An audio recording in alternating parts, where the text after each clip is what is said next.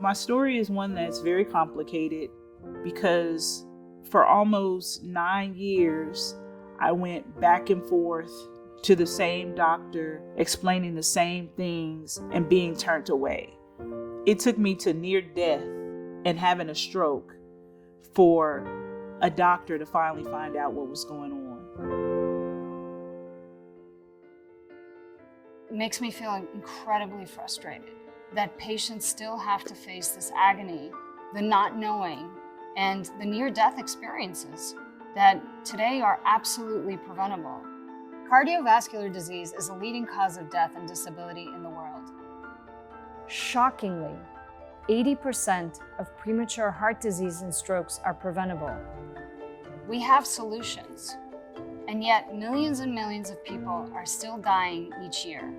I've been talking to a number of experts to find out what is it going to take for us to tackle one of humanity's greatest healthcare challenges.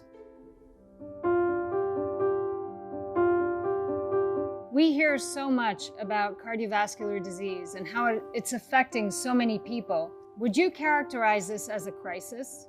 Part of the real crisis is that I think we've become too complacent.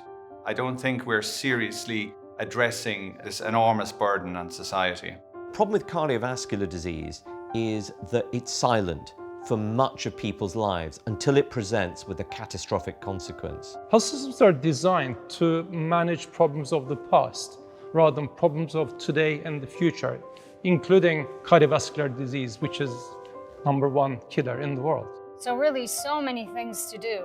What would make the biggest difference in tackling cardiovascular disease? We have to completely change our mindset. That's the first major shift that needs to take place. Health systems have been designed to manage disease. They're not really designed for managing health or maintaining health and well-being of individuals. We almost need to reframe the discussion about cardiovascular disease. We have to take a fresh look at it and really wake people up to the reality of just how significant a burden this disease has on our populations.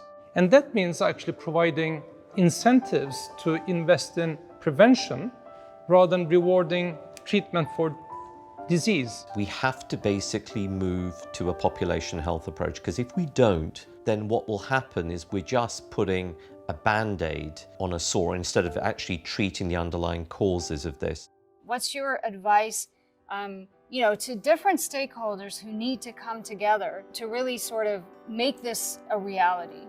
It's imperative that every country has a strategy for cardiovascular disease. We have a slogan here, own it, check it, sort it. By that we mean understanding your cardiovascular health, checking it, visiting your doctor regularly, asking for those checks of cholesterol and blood pressure and general risk factor assessment. But there is an absolute necessity for that patient-doctor relationship to be one of equal partnership, one where the patient fully understands their condition, fully understands their therapy, and fully understands the necessity to adhere to that therapy. We cannot continue with business as usual. Doing more of the same is clearly not solving the problem, given the number of deaths. But we have examples of very successful, large-scale action.